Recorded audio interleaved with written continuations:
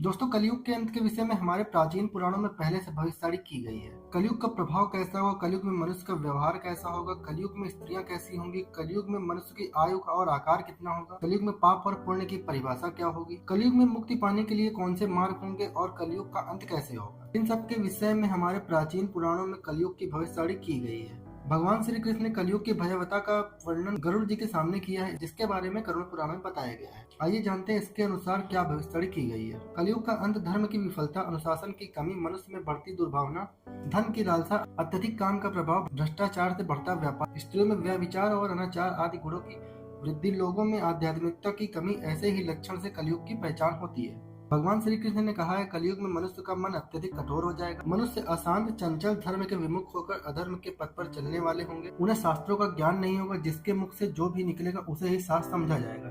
कलयुग के अंत में अधर्म और असुरी शक्तियों का विनाश होगा और पुनः नए युग का आरंभ होगा, अर्थात फिर से सतयुग का आरंभ होगा और सृष्टि का यह चक्र चलता रहेगा। दोस्तों, चारों युगों में कलयुग अंतिम होता है। सबसे पहला सतयुग, फिर त्रेता युग, फिर द्वापर युग और अंत में कलयुग।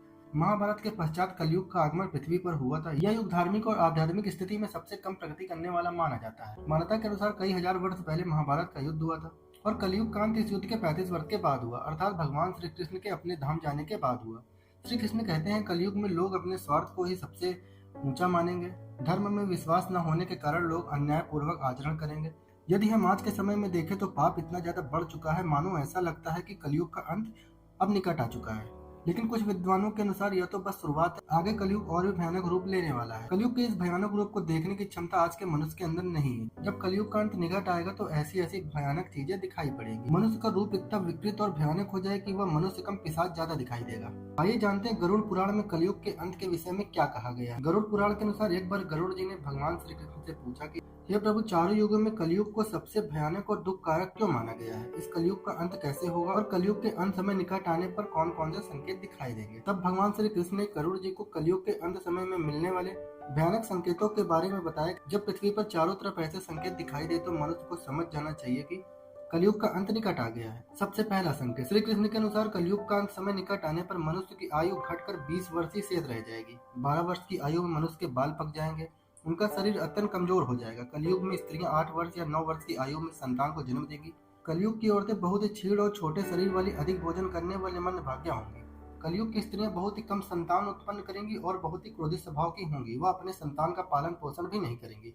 दूसरा संकेत, भगवान श्री कृष्ण कहते हैं कि कलयुग का अंत समय निकट आने पर संसार में प्रतिव्रता स्त्रियां दिखाई नहीं देंगी। एक ही स्त्री कई पुरुषों से विवाह करेंगी। लोग पूजा पाठ, श्राद्ध, अंतिम संस्कार, मुंडन और विवाह आदि के कार्य नहीं करेंगे। जल के अभाव कारण लोग स्नान नहीं करेंगे और अशुद्ध ही रहेंगे। कलयुग के अंत में लोग केवल मांसाहारी करेंगे, कोई सात्विक भोजन नहीं करेगा।